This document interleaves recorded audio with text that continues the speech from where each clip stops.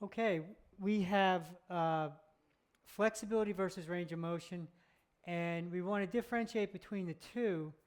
And the example we're going to use would be doing a split where we ask the inside of our legs to lengthen.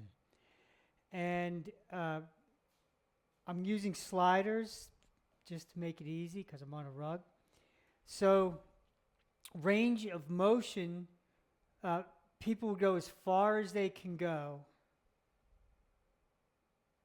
Right? They would go as far as they can go, as far as their legs can widen. And then when they get to that point,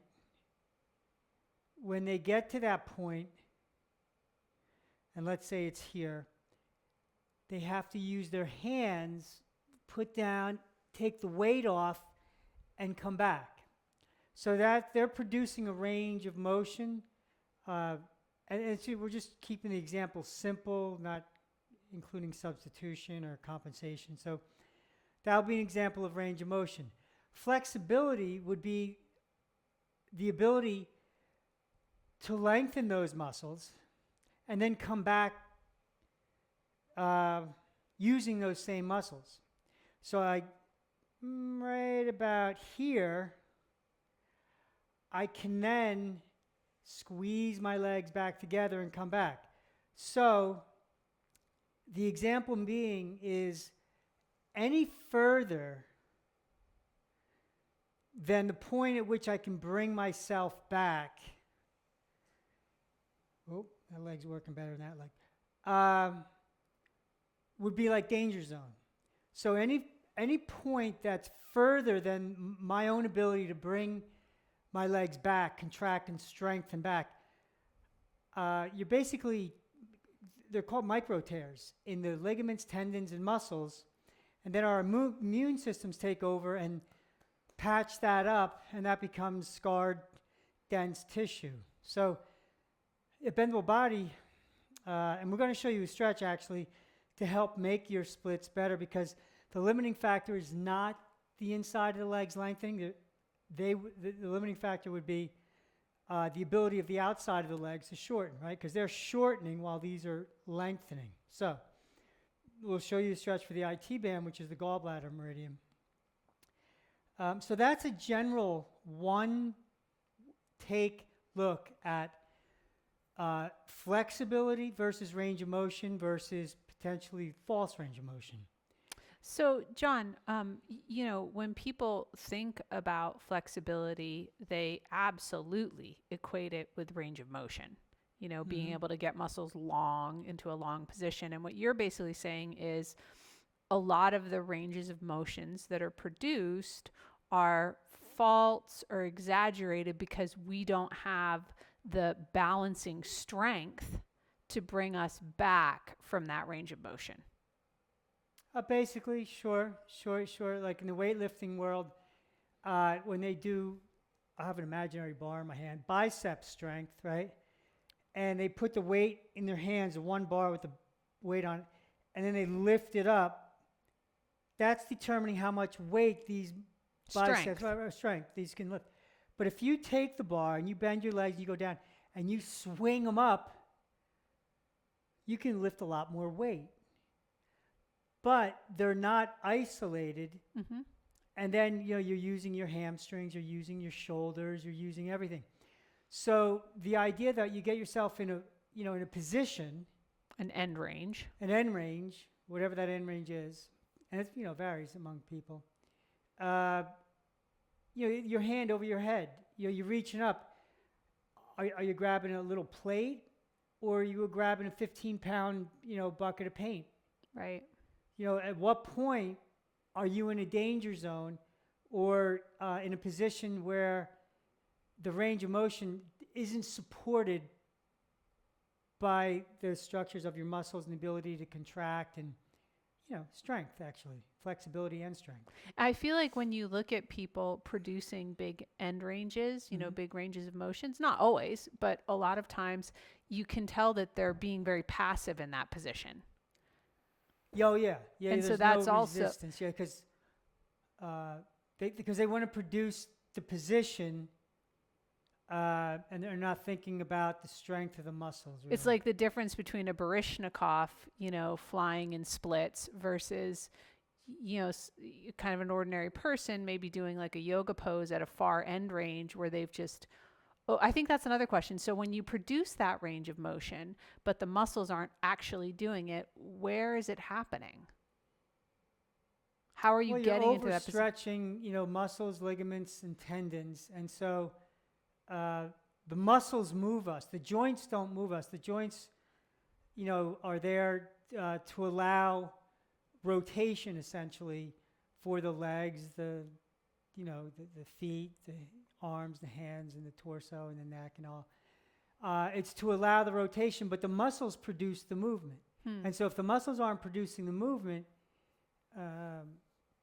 you're injuring yourself, essentially. If you're making the movement and the muscles aren't producing the movement. So it's in happening a particular way. Is it happening in the joints?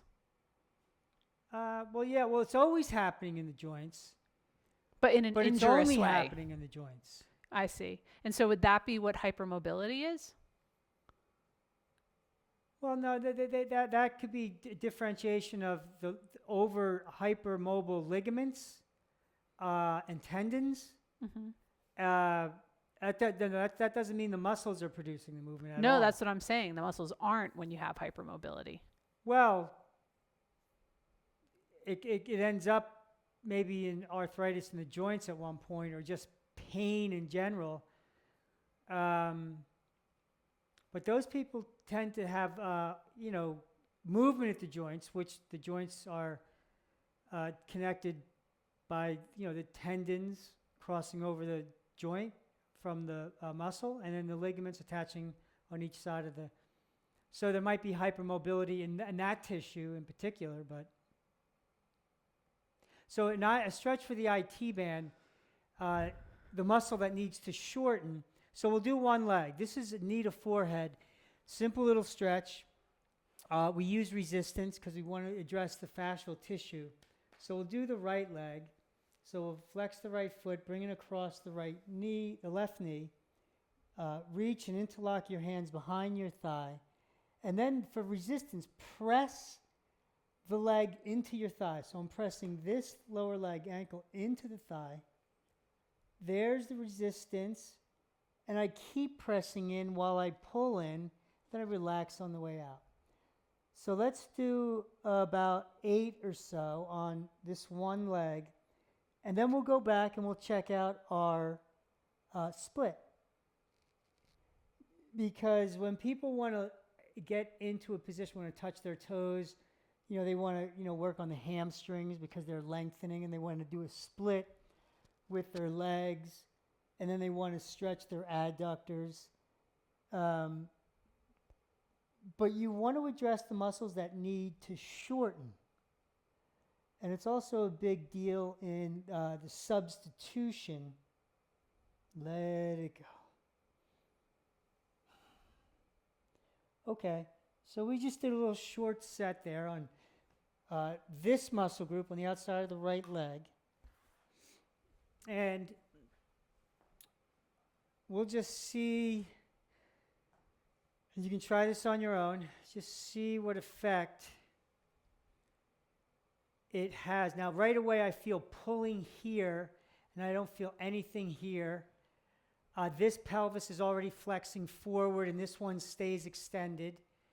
I don't have any pull here, and I have a lot of pull here.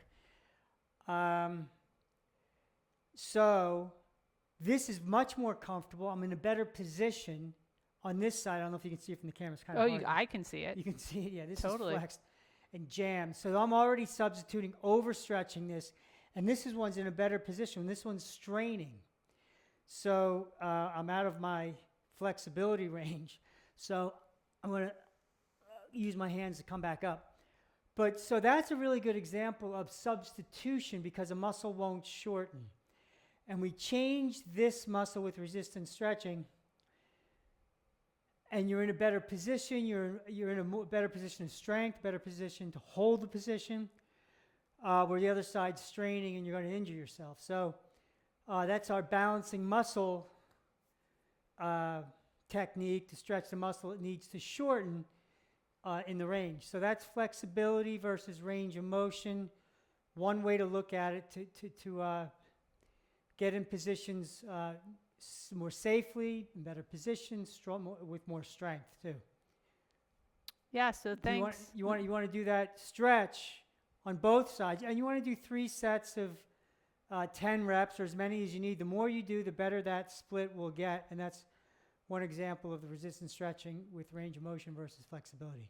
Leave us a comment and ask your questions. Thanks.